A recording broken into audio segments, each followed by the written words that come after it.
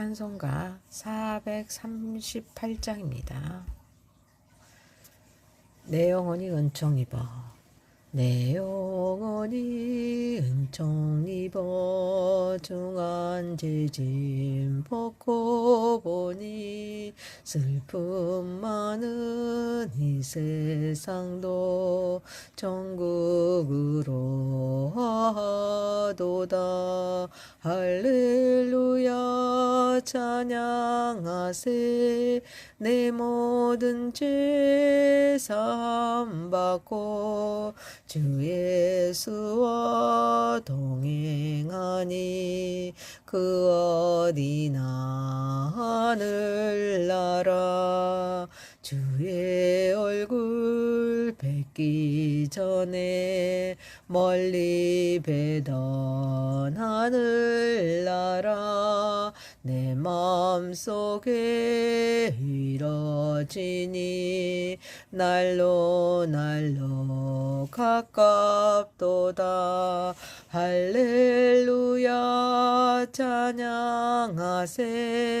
내 모든 죄 사함 받고 주 예수와 동행하니 그 어디나 하늘나라. 높은 산이 거친 들이 조막이나 궁궐이나 내 주 예수 모신 곳이 그 어디나 하늘나라. 할렐루야 찬양하세. 내 모든 죄 사함 받고 주 예수와 동행하니 그 어디나 하늘나라. 아멘.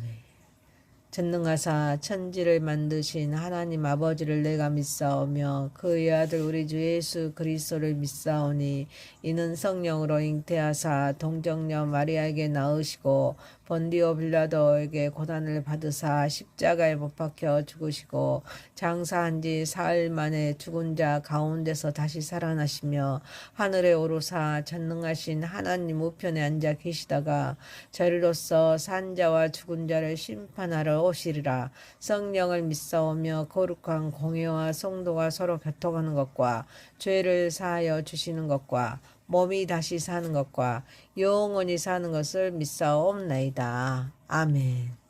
하나님 말씀은 요한복음 16장 1절에서 15절입니다. 1절입니다. 내가 이것을 너희에게 이르면 너희로 실족하지 않게 하려 함이니 사람들이 너희를 출교할 뿐 아니라 때가 이르면 물은 너희를 죽이는 자가 생각하기를 이것이 하나님을 섬기는 일을 하리라.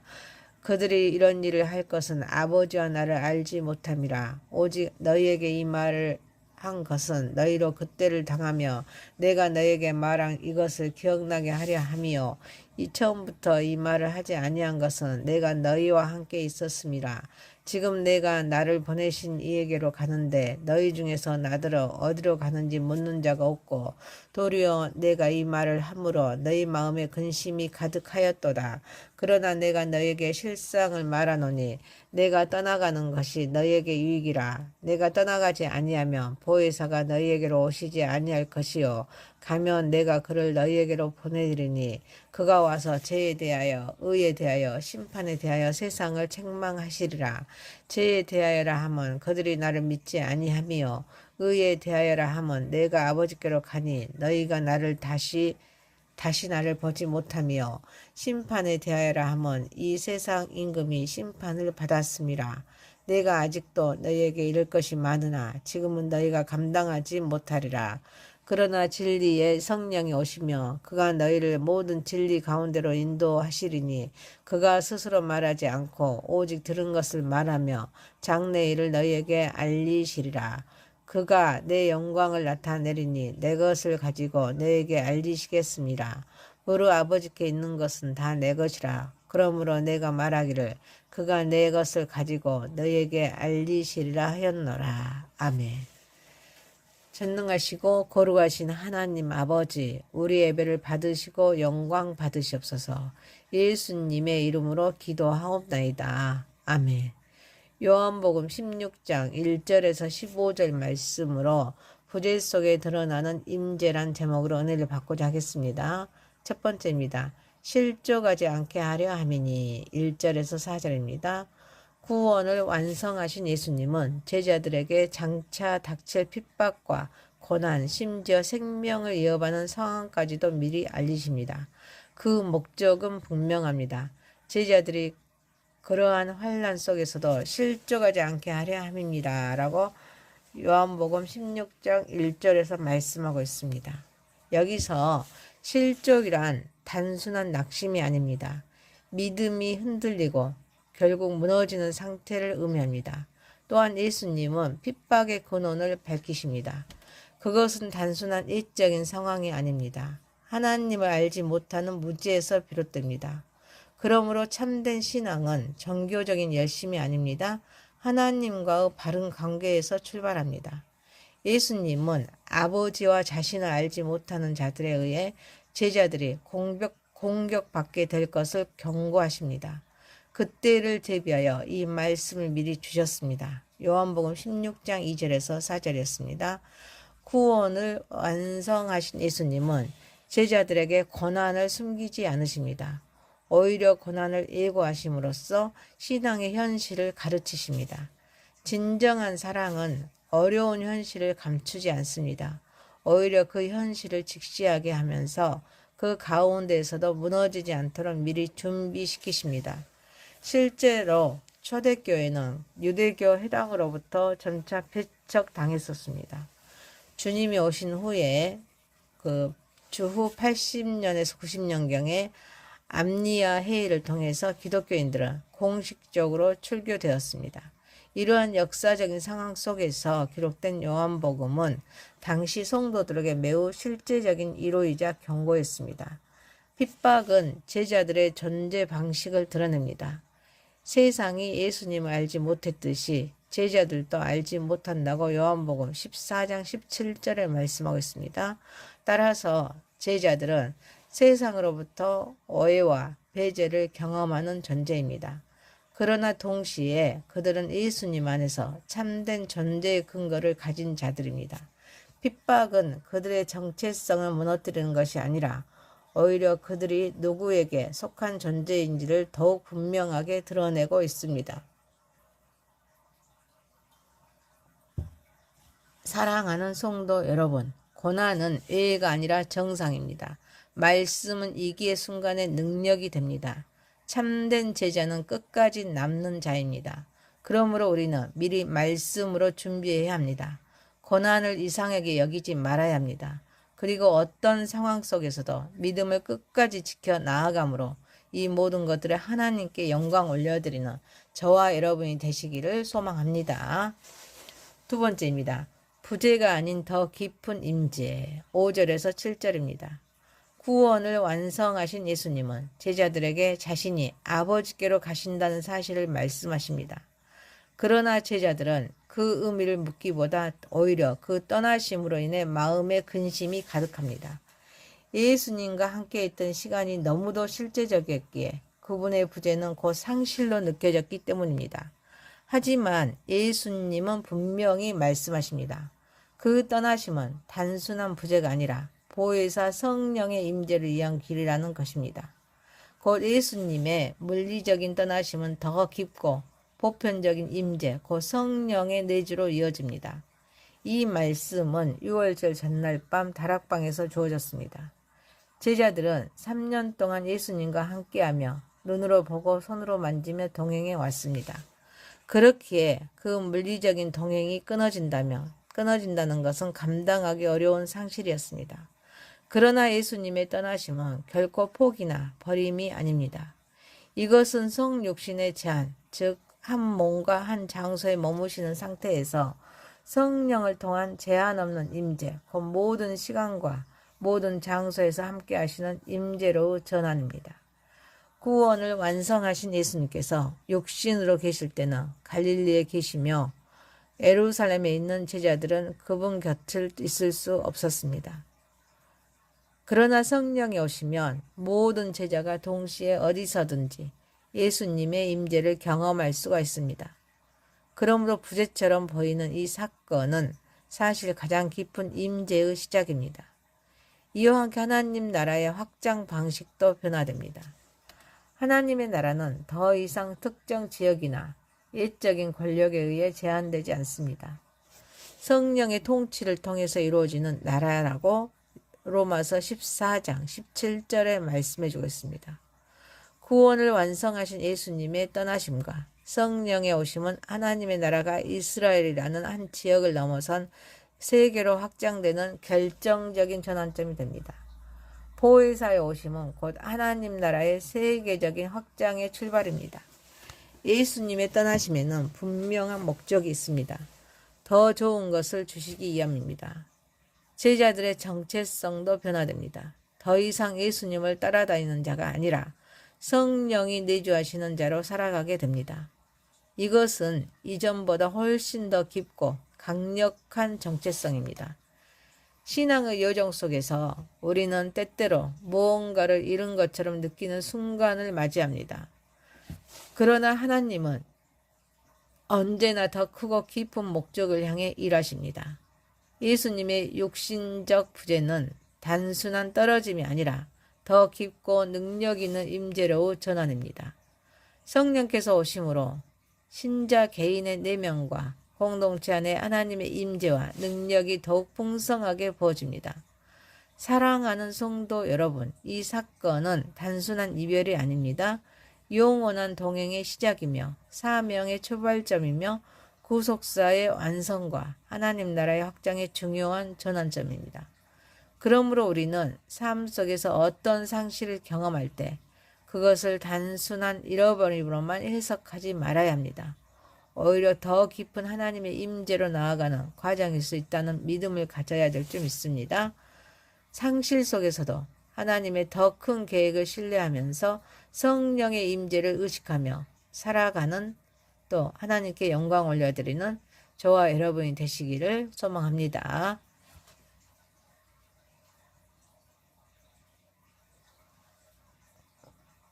세 번째입니다. 죄와 의와 심판에 대하여 8절에서 11절입니다. 보혜사 성령께서 오시면 세 가지의 중요한 사역을 이루십니다. 성령은 예수님께서 보내신 이로자이십니다. 진리의 영으로서 단순히 개인의 마음을 이루하는 분에 그치지 않으십니다. 오히려 세상을 향하여 죄와 의와 심판에 대하여 책망하시는 분이십니다. 이 세 가지는 서로 분리된 개념이 아니라 하나로 연결된 구원의 구조입니다. 죄는 예수님을 믿지 않으며 의는 예수님께서 아버지께로 가심으로 확정되고 심판은 이 세상 임금이 이미 패배했다는 선언입니다.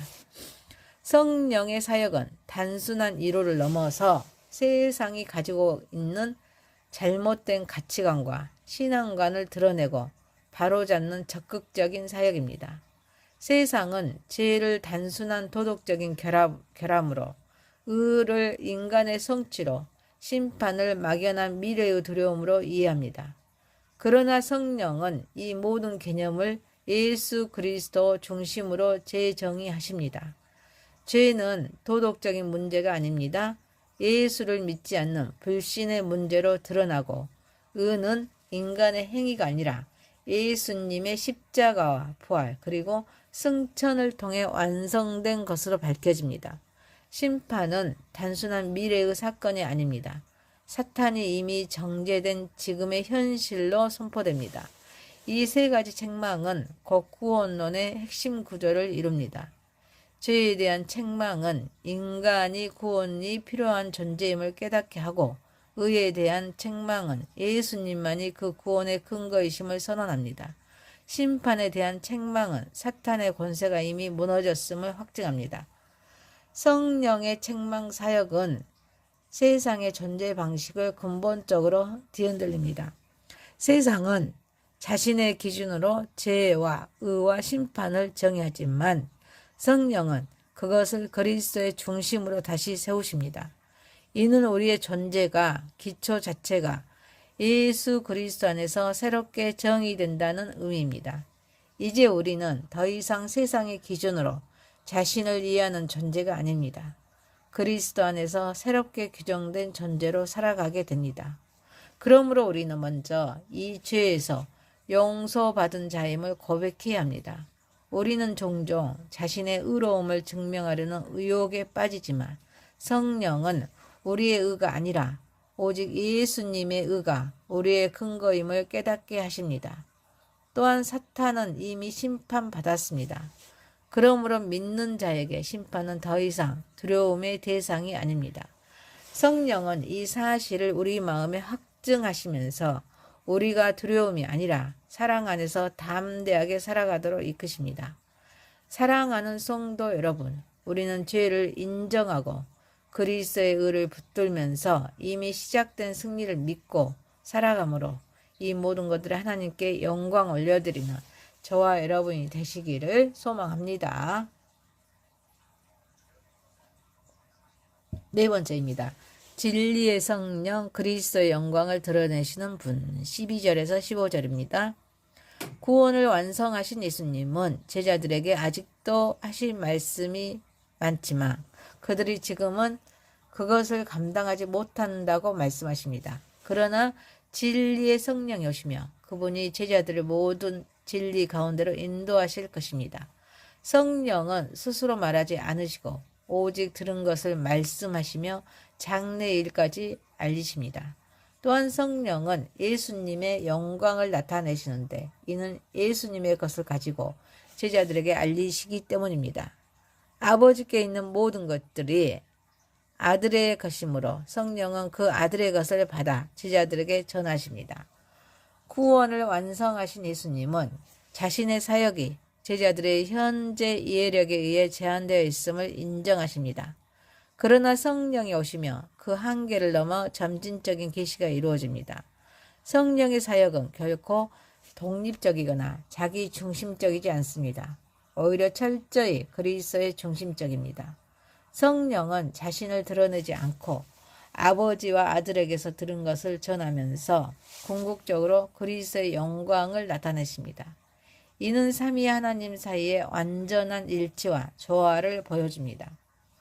하나님의 나라는 진리 위에 세워집니다. 성령께서 모든 진리 가운데로 인도하신다는 것은 곧 하나님 나라의 확장과 직결됩니다. 진리를 아는 사람들이 많아질수록 하나님의 나라는 더욱 넓어집니다. 또한 장래일을 너희에게 알리시리라 라는 말씀은 하나님 나라의 완성을 향한 방향성을 제시합니다. 성령은 하나님 나라의 현재와 미래를 동시에 비추시는 분이십니다. 피조물인 인간은 창조주의 진리를 한 번에 다 이해할 수가 없습니다. 그러나 성령의 인도하심 안에서 우리는 점진적으로 진리를 받아들이는 존재로 변화됩니다. 성령 안에서 우리는 점점 더 깊고 넓은 진리를 담아내는 존재로 자라가게 됩니다. 그러므로 우리는 날마다 말씀을 읽고 성령의 음성에 귀 기울이면서 순종하는 삶을 반복적으로 훈련해야 될 줄 믿습니다. 이 과정을 통해서 우리는 점점 더 깊은 진리로 나아가게 됩니다. 사랑하는 성도 여러분, 성령은 우리를 진리로 인도하시고 그리스도를 드러내시며 하나님의 계시를 완성하시는 분이십니다. 그러므로 우리는 성령의 인도하심에 민감하게 반응하며 언제나 그리스도를 중심에 두고 진리 안에서 살아가므로 이 모든 것들을 하나님께 영광 올려드리는 저와 여러분이 되시기를 소망합니다. 말씀을 마칩니다. 요한복음 16장 1절에서 15절이었습니다. 부재 속에 드러나는 임재란 제목이었습니다. 첫 번째, 실족하지 않게 하려 함이니. 두 번째, 부재가 아닌 더 깊은 임재. 세 번째, 죄와 의와 심판에 대하여. 네 번째, 진리의 성령, 그리스도의 영광을 드러내신 분. 기도드리겠습니다. 전능하시고 거룩하신 하나님 아버지, 고난은 예가 아니라 정상이며 또 말씀은 이기의 순간에 능력이 되게 하옵소서. 참된 제자는 끝까지 남는 자로 우리는 미리 말씀으로 준비하게 하옵소서. 고난을 이상하게 여기지 말게 하옵소서. 어떤 상황 속에서도 믿음을 끝까지 지켜나가게 하옵소서. 우리는 삶 속에서 어떤 상실을 경험할 때 그것을 단순한 잃어버림으로만 해석하지 말게 하옵소서. 오히려 더 깊은 하나님의 임재로 나아가는 과정일 수 있다는 믿음을 가지게 하옵소서. 상실 속에서도 하나님의 더 큰 계획을 신뢰하며 성령의 임재를 의식하며 살아가게 하옵소서. 우리는 죄를 인정하고 그리스도의 의를 붙들면서 이미 시작된 승리를 믿고 살아가게 하옵소서. 성령은 우리를 진리로 인도하시고 그리스도를 드러내시면서 하나님의 계시를 완성하시는 분이시므로 우리는 성령의 인도하심에 민감하게 반응하며 언제나 그리스도를 중심에 두고 진리 안에서 살아가게 하옵소서. 예수님의 이름으로 기도하옵나이다. 아멘. 하늘에 계신 우리 아버지여, 이름이 거룩히 여김을 받으시오며 나라에 임하옵시며 뜻이 하늘에서 이룬 것 같이 땅에서도 이루어지이다. 오늘날 우리에게 일용할 양식을 주옵시고 우리가 우리에게 죄 지은 자를 사하여 준 것 같이 우리의 죄를 사하여 주옵시고 우리를 시험에 들게 하지 마옵시고 다만 악에서 구하옵소서. 대개 나라와 권세와 영광이 아버지께 영원히 있사옵나이다. 아멘. 찬송가 438장입니다.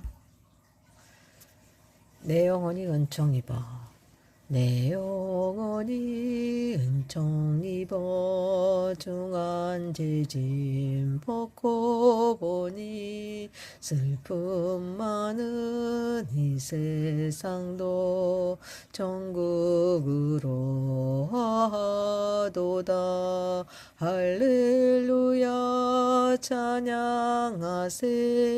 내 모든 죄 사함 받고 주 예수와 동행하니 그 어디나 하늘나라. 주의 얼굴 뵙기 전에 멀리 뵈던 하늘나라. 내 마음속에 이뤄지니 날로 날로 가깝도다. 할렐루야 찬양하세. 내 모든 죄 사함 받고 주 예수와 동행하니 그 어디나 하늘나라. 높은 산이 거친 들이 조막이나 궁궐이나 내 주 예수 모신 곳이 그 어디나 하늘나라. 할렐루야 찬양하세. 내 모든 죄 사함 받고 주 예수와 동행하니 그 어디나 하늘나라. 전능하사 천지를 만드신 하나님 아버지를 내가 믿사오며 그의 아들 우리 주 예수 그리스도를 믿사오니 이는 성령으로 잉태하사 동정녀 마리아에게 낳으시고 본디오 빌라도에게 고난을 받으사 십자가에 못 박혀 죽으시고 장사한 지 사흘 만에 죽은 자 가운데서 다시 살아나시며 하늘에 오르사 전능하신 하나님 우편에 앉아 계시다가 저리로서 산 자와 죽은 자를 심판하러 오시리라. 성령을 믿사오며 거룩한 공회와 성도가 서로 교통하는 것과 죄를 사하여 주시는 것과 몸이 다시 사는 것과 영원히 사는 것을 믿사옵나이다. 아멘. 하나님 말씀은 요한복음 16장 1절에서 15절입니다. 1절입니다. 내가 이것을 너희에게 이름은 너희로 실족하지 않게 하려 함이니 사람들이 너희를 출교할 뿐 아니라 때가 이르면 물은 너희를 죽이는 자가 생각하기를 이것이 하나님을 섬기는 일이라 하리라. 그들이 이런 일을 할 것은 아버지와 나를 알지 못함이라. 오직 너희